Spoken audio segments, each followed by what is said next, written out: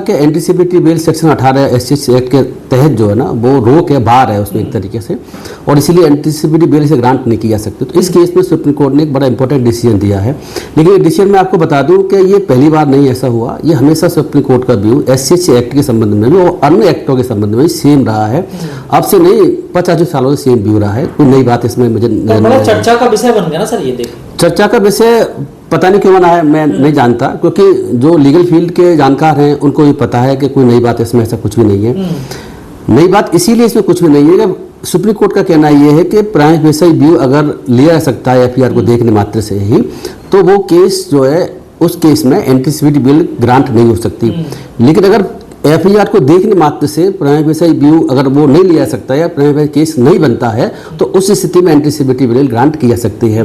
तो prima facie view क्या होता है, इसको भी सुप्रीम कोर्ट ने जजमेंट में डिफाइन किया हुआ है कि प्राइमा फेसी व्यू का कंसेप्ट क्या है। तो आप फिर समझ लें, मैं आपके माध्यम से दर्शकों को बताना चाहता हूँ कि प्राइमा फेसी व्यू ही इंपॉर्टेंट एस्पेक्ट है। प्रथम दृष्टया हिंदी में बोलते हैं इसको, प्राइमा फेसी लैटिन का वर्ड है शायद। तो प्राइमा फेसी व्यू का मतलब ये है कि अगर किसी ने कोई एफआईआर लिखाई है तो एफआईआर के जो कंटेंट्स हैं उसको सच मानना पड़ेगा। जो एफआईआर तहरीर में होता है, तहरीर में जो लिखा है, जो कंप्लेंट दी है, तहरीर दी है, जिसमें एफआईआर रजिस्टर्ड हुई है, उसमें जो बात कही है विक्टिम ने, कंप्लेंट ने, उसको बिल्कुल सही मानना पड़ेगा और उसके बेसिस पे तय करना पड़ेगा उसमें क्या कोई एससी एक्ट का ऑफिस बनता है या नहीं बनता है, या किसी अन्य कानून का ऑफिस बनता है कि नहीं बनता है। अगर उसको तय कौन करेगा कि इसमें एससी एसटी एक्ट लगेगा या नहीं लगेगा? जो एफआईआर ये तहरीर दी जाती है तो उसको डिसाइड पुलिस करती है या कोर्ट करता है सर? देखिए ऐसा, जब पुलिस के पास पहली बार हम जाएंगे तो पुलिस ही तय करेगी कि इसमें prima facie view SC act का बनता है या नहीं बनता है। ये एससी एक्ट की बात नहीं है, अगर वैसे भी जनरल एक्ट में भी जाए, आईपीसी किसी और में, तो वहीं पुलिस तय करती है, वो देखती है कि इसमें प्राइमा फेसी व्यू है कि नहीं, तभी एफआईआर करती है, नहीं तो प्राइमा फेसी व्यू नहीं हो तो एफआईआर वो भी नहीं करेगी। अगर कोई व्यक्ति वह पहुंच जाता है पुलिस के पास में कि मेरे साथ ऐसा ऐसा हुआ है, हो सकता है वो किसी कानून में अपराधी ना हो, उस व्यक्ति को पता ही ना हो अपराध है। जब अपराधी ना हो तो पुलिस एफआईआर क्यों करेगी? एफआईआर जब होगी जब कोई अपराध होगा, ऑफेंस होगा, किसी भी कानून में ऑफेंस को डिफाइन होगा, चाहे एससी एक्ट हो, चाहे आईपीसी या कोई और कानून हो, उसको तय पुलिस करेगी। शुरुआती स्टेज पे पुलिस तय करेगी, पुलिस ही को एफआईआर करनी है। पुलिस को एफआईआर करनी है, एफआईआर पुलिस को करनी, तय कौन करेगा? पुलिस ही करेगी। लेकिन अगर पुलिस एफआईआर नहीं करती है तो कोर्ट में जाते हैं, 156(3) सीआरपीसी जो पहले था उसके तहत लगाते हैं, तो उसमें फिर कोर्ट तय करती है। लेकिन जब बेल का मसला आता है तो वो बेल के समय कोर्ट तय करती है। अगर पुलिस ने एफआईआर कर ली, एफआईआर करने के बाद में जब बेल लगाता है, चाहे एंटीसिपेटरी बेल हो चाहे रेगुलर बेल हो, कोई सी बेल हो, तो उस वक्त फिर कोर्ट तय करती है कि सर प्राइमा फेसी केस बनता है कि नहीं बनता है, कि धराघर लगा दी गई है। मैं जज रहते हुए कई केसेस में ऐसा मैंने पाया हुआ है कि प्राइमा फेसी केस नहीं बन रहा था, आईपीसी के सेक्शन की बात कर रहा हूँ, ऑफिस की बात कर रहा हूँ, तो फिर मैंने कह दिया कि भाई इसमें तो ये ऑफिस अट्रैक्ट नहीं होता है, तो आप इसको एफआईआर में आप ये सेक्शन क्यों लगा दिया? तो मैं उसको तुरंत बेल ग्रांट कर दी। मैं और एक केस में तो मेरा इंपॉर्टेंट आपको बता रहा हूँ। एक केस में ऐसा हुआ कि मैं पटरास कोर्ट में मजिस्ट्रेट था, 2009-10 के आसपास की बात है। पुलिस ने किसी एडवोकेट के रिश्तेदार के अगेंस्ट कोई एफआईआर की और एफआईआर करने के बाद में उसको पकड़ लिया। पकड़ने के बाद में कोर्ट में पेश किया, तो मैं शाम को 4 बजे से 5 बजे के बीच की बात आपको बता रहा हूँ, 4 से 5 बजे के बीच में एज ए ड्यूटी मजिस्ट्रेट में उस कोर्ट में काम कर रहा था। तो मेरे सामने वो केस पेश हुआ। पूरी कोर्ट मेरी वकीलों से भर गई, क्योंकि वो जो एडवोकेट थे वो उस वक्त बार के जो सेक्रेटरी थे उनके जीजाजी के रिश्तेदार थे। तो प्रेसिडेंट बार के और सेक्रेटरी बहुत सारे एडवोकेट मेरे कोर्ट में आ गए। तो मैंने उनसे पहले तो यही कहा वकीलों से कि मैं ड्यूटी मजिस्ट्रेट हूँ, बेल की बात आप ना करें, बेल को जो है नेक्स्ट डे पे कोर्ट देखेगी। लेकिन उन्होंने मुझसे इंसिस्ट किया कि नहीं साहब इसमें तो झूठा केस है, गलत केस है, आप बेल ग्रांट कर दीजिए। तो मैंने ठीक है तो आर्गूमेंट करिए। आर्गूमेंट सुनने के बाद में मैंने उनकी बेल डिसमिस की, क्योंकि मैंने प्राइमा फेसी केस उसमें माना उस केस में। और उसके बाद में फिर वो एडवोकेटों ने आगे कहीं लगाई होगी, तो एक अलग कहानी। तो मेरा प्रथम दृष्टि में साबित हुआ कि अपराध हुआ है। प्रथम दृष्टि में साबित नहीं कहिए इसको, प्रथम दृष्टिया में ऐसा लगा अपराध हुआ, तो इसलिए मैंने बिल ग्रांट नहीं। लेकिन ऐसा भी हुआ कई बार कि जिसमें मुझे लगा कि ये सेक्शन अट्रैक्ट ही नहीं होता, वो पुलिस लगा के ले आई है, तो वो सेक्शन को हटा देते हैं, तो ऑफिस वैल्यूएबल है, या मतलब माइनर ऑफिस बनता है। सवाल यही आता कि एससी एसटी एक्ट जो बना है उसमें जमानत मतलब बेल तो मिलती नहीं है, तो ये फिर बेल कैसे हो जाती है सर? ये यहाँ भी तो पंगा है ना सर। ये आपसे किसने कह दिया बेल नहीं मिलती है? 1989 के बाद में फिर 1995 में उसके रूल्स बने हुए हैं। उसके बाद में जैसे मैंने आपको बताया कि 95 के बाद में सुप्रीम कोर्ट जजमेंट आने शुरू हुए। उन जजमेंटों में सुप्रीम कोर्ट ने कहा कि पुलिस की पावर है अरेस्ट करने की, लेकिन हर केस में अरेस्ट करने की करेगी जरूरी नहीं।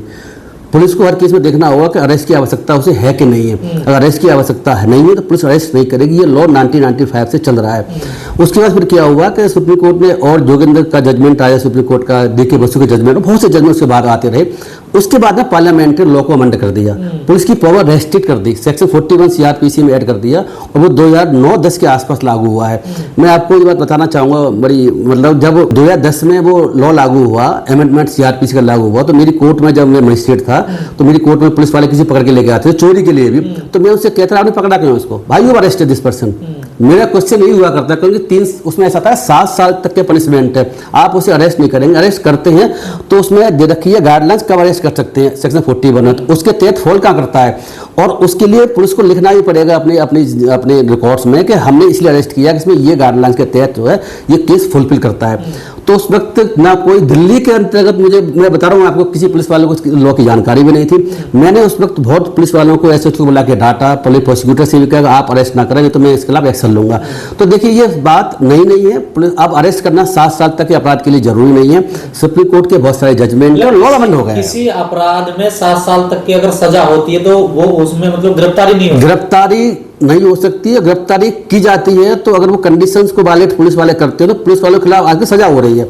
मेरे पास दिल्ली हाई कोर्ट में, मुंबई में, सुप्रीम कोर्ट में, कई हाई कोर्ट में पुलिस वालों को अरेस्ट करने की वजह से, जो कि सेक्शन 41 का वायलेशन होने की वजह से, सुप्रीम कोर्ट के अनिल कुमार जजमेंट और सत्यन अंटिल जजमेंट का वायलेशन होने की वजह से पुलिस वालों को 2 दिन, 10 दिन, 6 महीने तक की सजा हो रही है। कंपेंसेशन के 10 लाख के ऑर्डर हो रहे हैं और पार्लियामेंट SC/ST एक्ट के तहत गिरफ्तारी होगी तुरंत, ये नहीं होगी, जरूरी नहीं है ना, गिरफ्तारी की आवश्यकता ही नहीं है, आप क्लियर होगी नहीं होगी।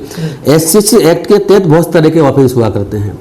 एक तो कास्ट बेसिस पे किसी के साथ कुछ जाति सूचक शब्द कहने का एक अलग ऑफेंस है जिसमें 7 साल तक की पनिशमेंट की सजा है, और भी ऑफेंस है 7 साल की या 5 साल की पनिशमेंट की सजा है। लेकिन कुछ अपराध ऐसे भी है जिसमें उम्र कैद की सजा। क्या वो कानून भी इसमें ऐड कर दिए जो 7 साल की सजा की आप बात कर रहे हैं, तो क्या वो इस पे लागू होगा? वो भी इस पे लागू होगा क्योंकि वो आर्टिकल, तो इसका मतलब क्या बचा फिर? वो आर्टिकल 21 से गवर्न करता है, 21 कॉन्स्टिट्यूशन से निकलता है और 21 कॉन्स्टिट्यूशन के तहत एक्यूज्ड का ये राइट है कि 7 साल तक का पनिशमेंट हो तो किसी भी एक्ट के तहत तो उसको अरेस्ट न किया जाए जब तक वो कंडीशन फुलफिल नहीं करते। ये तो कमजोर होगी, इसका मतलब SC एक्ट सारे एक्ट कमजोर हो गए, नहीं माना जाए ना, ये तो कमजोर होगी। ऐसे आप कह सकते हैं इस एंगल से अगर देखा जाए तो कमजोर हो गए। लेकिन दूसरे एंगल भी है, पुलिस वाले जो मिसयूज करती है पावर को, उसके तहत भी पुलिस पार्लियामेंट ने और कोर्टों ने डिसीजन ले रखे हैं। किसी के साथ कोई इंसिडेंट हुई है, उस इंसिडेंट के बारे में कंप्लीट बताया जाए। हमने ऐसा देखा हुआ है कि पार्टली बताते हैं, आधी दूरी बातें लिखते हैं, कुछ डर के मारे, कुछ डर की वजह से या जानकारी नहीं होती है, लोगों को वो चीज़ याद नहीं रह पाती। भाई मुझे हो सकता है कि इंसिडेंट आज हुई, मैं कल FIR कराने जा रहा हूँ तो मुझे कुछ बातें दिमाग से निकल गई, स्लिप कर गई, तो वो उसका लाभ जो है एक्यूज को कभी कभी मिल सकता है। देखिए आप समझिए, FIR होना एक अलग बात है, अरेस्ट होना एक अलग बात है, दोनों में अंतर है।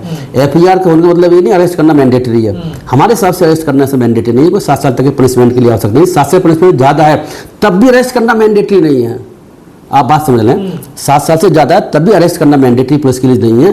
पुलिस फिर भी देखती है कि अरेस्ट हम करें ना करें, पुलिस अपने इस पावर का मिसयूज करती है, हर ऑफेंस के लिए करती है, तो इसलिए सुप्रीम कोर्टों ने स्ट्रिक्ट व्यू ले रखा है इस संबंध में। लेकिन सर कई बार देखने को मिलती है कि FIR ही नहीं होती है SC/ST एक्ट। हाँ बिल्कुल नहीं होती, FIR बिल्कुल नहीं होती, ऐसा बात बिल्कुल ठीक है। SC/ST एक्ट में नहीं, किसी में भी FIR पुलिस वाले करने से डरते हैं, SC/ST एक्ट में तो वैसे भी नहीं करते हैं। क्यों नहीं डरते हैं सर? देखो ऐसा है ना, एक तो बात ये वो चाहते हैं क्राइम कम दिखाया जाए, अपने एरिया में क्राइम कम हो, वो साल में रिपोर्ट देनी पड़ती है कमिश्नर को, तो उसमें सरकार डाटा देती है कि हमारे एरिया में इतना डाटा, तो उसमें वो पहले से उनको ऐसा रहता है कि FIR कम से कम करो जिससे कि डाटा ही कम आए, नंबर 1। दूसरा ये भी होता है कास्ट बेसिस पे डिस्क्रिमिनेशन भी होता है, लोगों के दिमाग में कास्ट बाइस है, तो SHO अगर दूसरी कास्ट का है तो वो हो सकता है कि वो ये सोचते हुए तो ऐसे के लोग क्या करना है, कहाँ जाएंगे, क्या करेंगे, FIR मत करिए।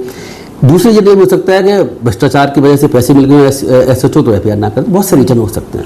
लेकिन सर ये जैसे आपने कहा महाराष्ट्र हाई कोर्ट का ये फैसला आया और सुप्रीम कोर्ट ने इसको मतलब बदल दिया, इसी को लेकर 2018 में जो आंदोलन हुआ 2 अप्रैल को, ये भी तो वही मामला था ना? हाँ देखो ऐसा बिल्कुल ठीक कह रहे हैं। 2018 में जो था वो FIR क्वेश्चन करी थी, वो सुभाष काशीनाथ महाजन का केस था, जो वो महाराष्ट्र से था, वो केस में वो महाराष्ट्र से था। तो उसमें सुप्रीम कोर्ट की 2 जजों की बेंच ने गाइडलाइंस जारी की थी कि FIR करने से पहले आप जो है इस पर इंक्वायरी करेंगे, किसी भी ऑफिसर को या किसी अलग अन्य पर्सन को अरेस्ट करने से पहले डीसीपी से या उसके हायर अथॉरिटी से परमिशन लेंगे। और एंटीसिपेटरी बेल के संबंध में इस तरह की उन्होंने बात कह रखी थी। लेकिन जैसे आपने बताया 2 अप्रैल को बहुत बड़ा आंदोलन 18 में आंदोलन हुआ। उस आंदोलन होने के बाद में भारत सरकार ने रिव्यू फाइल की, उसमें रिव्यू मैंने भी फाइल की थी। जज होने के बावजूद इस केस में मैंने रिव्यू फाइल की थी। भारत सरकार ने 2 अप्रैल को फाइल की थी, मैंने 3 अप्रैल को रिव्यू फाइल की थी उसी केस में। और उसके बाद में वो केस डिले हुआ। मैं उस केस की हियरिंग पर सुप्रीम कोर्ट में जज रहते हुए प्रेजेंट था। 2 डेटों में हियरिंग चली, मई जून के अप्रैल मई के आसपास। उसके बाद फिर क्या होता है कि वो केस डिले हुआ तो पार्लियामेंट ने लॉ को अमेंड करके सेक्शन 18A उसमें ऐड कर दिया। और 18A ऐड करने के बाद में तब तो केस वहाँ चलता रहा रिव्यू वाला। 18A ऐड कर दिया। ऐड करने के बाद में उसमें एंटीसिपेटरी बेल किसी जजमेंट और ऑर्डर या कोर्ट का होने के बावजूद भी एंटीसिपेटरी ग्रांट नहीं किया सकती, उसमें ये नीचे 18(2) में ऐड कर दिया। तो उस सेक्शन के बाद में और जो एफआईआर करने से पहले इंक्वायरी नहीं हो सकती, वो भी ऐड कर दिया। और ये भी ऐड कर दिया कि अरेस्ट करने से पहले पुलिस अरेस्ट करना चाहे तो फिर जो किसी भी परमिशन की किसी की आवश्यकता नहीं है। ये तो बात यही हो गई। लेकिन हुआ इसमें ये था कि जब ये जो ऐड करने के बाद में इस जो ऐड 18 सेक्शन ऐड किया गया था एससीएच एक्ट में, उसको भी लोगों ने चैलेंज किया कि ये अनकॉन्स्टिट्यूशनल है, ये ऐसे पार्लियामेंट कर ही नहीं सकती। फिर वो केस सुप्रीम कोर्ट में फिर गया। सुप्रीम कोर्ट ने फिर लेकिन कह दिया नहीं, this is not unconstitutional. Article 17 के तहत ये सारी जो एक्ट बना, ये आपको बता दें ये एक्ट एससीएच एक्ट 89 बना है। 1955 में उस आर्टिकल 17 के कंप्लायंस में एक एक्ट बना जिसका नाम है अनटचेबिलिटी एक्ट 1955। उस अनटचेबिलिटी एक्ट को फिर शायद 76 के आसपास नाम बदल दिया, उसका नाम है सिविल राइट्स एक्ट 1955। वो एक्ट आज भी लागू है। एससीएच एक्ट के साथ कोई अपराध होता है तो 2 एक्ट आज लागू हैं, एक एससीएच एक्ट भी लागू है और सिविल राइट्स एक्ट 1955 भी लागू, वो भी लगता है। दोनों लगते हैं? दोनों लगते हैं, लगाने चाहिए, लेकिन पुलिस को नहीं पता, वो अलग कहानी है। दोनों में जो है सिमिलरिटी भी है। ये एससीएच एक्ट इसलिए लाया गया था कि जो सिविल राइट्स एक्ट है, सिविल राइट्स एक्ट के जो प्रोविजंस थे उनसे जो एससीएच एक्ट के साथ अत्याचार हो रहे थे उससे फुलफिल नहीं हो रही थी बातें, और अत्याचार रुक नहीं पा रहे थे, इसीलिए एक्ट को लाया गया। और ये एक्ट उससे जो स्ट्रिंजेंट एक्ट है, कठोर एक्ट, उसमें 6 महीने तक जेल की सजा थी। इसमें सजा जो है 7 साल 5 साल उम्र कैद और फांसी की सजा भी है। मैं इसमें एक बात और जोड़ना चाहूँगा कि हमारे एससीएच एक्ट में एक धारा ऐसी है जिसमें यह है कि ऑफिस करने पर सिर्फ फांसी मिलती है, उम्र कैद नहीं होती। मर्डर केस में यह है कि फांसी होगी या उम्र कैद होगी। ये एससीएच एक्ट की धारा कहती है कि उसका अपराध अगर किया है किसी ने तो उसमें सिर्फ फांसी होगी, उम्र कैद भी नहीं हो सकती। एससी एसटी किसी इंसान का अगर मर्डर हो जाता है तो जो अपराधी उसको फांसी होगी? नहीं, ये बात नहीं है। वो धारा दूसरी तरह की बताता हूँ आपको अभी। तो पहले आप ये समझ लीजिए कि उसमें फांसी ही हो सकती है, उम्र कैद नहीं हो सकती। जज को वहाँ डिस्क्रिप्शन नहीं है कि उम्र कैद दे दे। अगर वो केस प्रूव होता है तो सिर्फ फांसी होगी। वो इसलिए ये अपराध उस संबंध में 302 अपराध से ज़्यादा बड़ा माना गया है। लेकिन मैं आपको ये बता दूं कि अभी 2-3 साल पहले एक व्यक्ति ने उस धारा को चैलेंज कर दिया है कि कह दिया ये धारा अनकॉन्स्टिट्यूशनल है और सुप्रीम कोर्ट में केस चल रहा है। अब हम जल्दी से उस केस में पार्टी बनने की कोशिश करेंगे जिससे हम अपनी बात रख सकें कि ये धारा बिल्कुल ठीक है। इस धारा इसीलिए स्पेशल है क्योंकि एससीएच एक्ट के तहत अपराध जो होते हैं वो डिफरेंट दृष्टिकोण से, अनटचेबिलिटी की वजह से, आर्टिकल 70 फंडामेंटल राइट है हमारा, उसकी वजह से जो है हमें प्रोटेक्शन है, उसकी वजह से ये धारा रखी गई है। 303 धारा आईपीसी में पहले इस तरह की थी जिसको सुप्रीम कोर्ट ने कह दिया अनकॉन्स्टिट्यूशनल है। तो उसकी आड़ लेकर के वो चाहते हैं कि एससीएच एक्ट की इस धारा को भी अनकॉन्स्टिट्यूशनल डिक्लेयर कराया जाए। वो केस सुप्रीम कोर्ट में अभी पेंडिंग है। लेकिन सर कई बार देखने को मिलता है कि निचली अदालतें जो है वो एससी एसटी एक्ट में जैसा आपने कहा जमानत बेल दे देते हैं, लेकिन सुप्रीम कोर्ट मना कर देता है। आप एंटीसिपेटरी बिल की बात कर रहे हैं। एंटीसिपेटरी बिल तो कैसा होता है कि एंटीसिपेटरी, जैसे मैंने आपसे कहा, मैंने ऐसे कई ऑर्डर देखे हाई कोर्ट्स के और सेशन कोर्ट के, वो एंटीसिपेटरी बिल ग्रांट कर रहे हैं बिना ये देखे हुए कि प्राइम फेस केस इसमें मेड आउट होता है कि नहीं होता है। या तो वो लिखना चाहिए उनको हमारे निर्णय में प्राइम फेस केस नहीं बनता है इसीलिए हम बेल कर रहे हैं। लेकिन मैंने ऐसे जजमेंट भी देखे हैं कोर्ट्स के जिसमें वो ये लिखते भी नहीं, उन्हें पता भी नहीं है कि प्राइम फेस केस को देखने के और ना देखने का कंसेप्ट है, तभी बेल ग्रांट कर सकते हो, रोक भी है।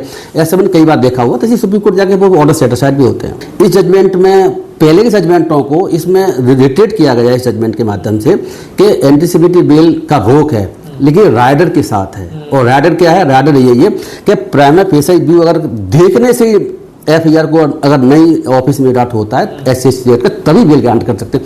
मैं एक बात और बता दूं कि ये प्राइम फेस व्यू क्या होता है, ये बड़ा इंपॉर्टेंट है।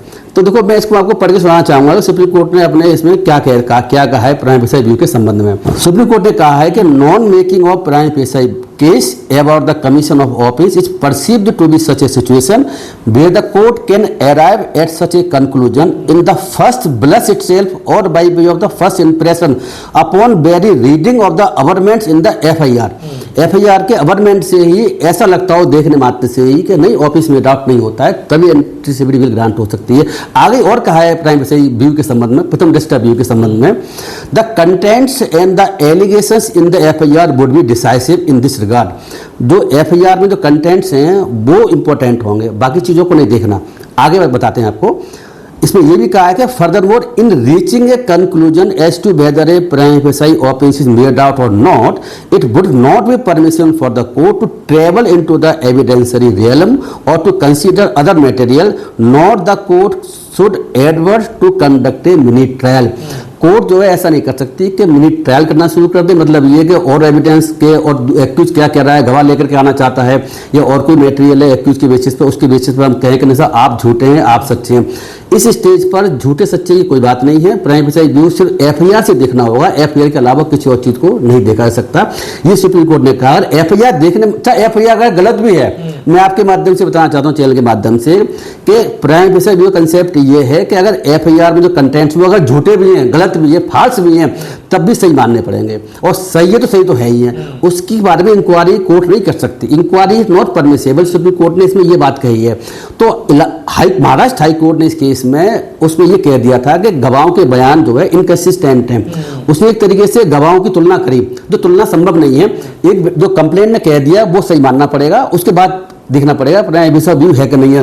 तो हाई कोर्ट ने जो मिनी ट्रायल किया, गवाहों का एक दूसरे से एप्रिसिएशन किया, वो परमिसेबल नहीं था। ये सुप्रीम कोर्ट ने इस केस में क्या रखा है। तो प्राइम फेसाई केस इसमें मोस्ट इंपोर्टेंट एस्पेक्ट है।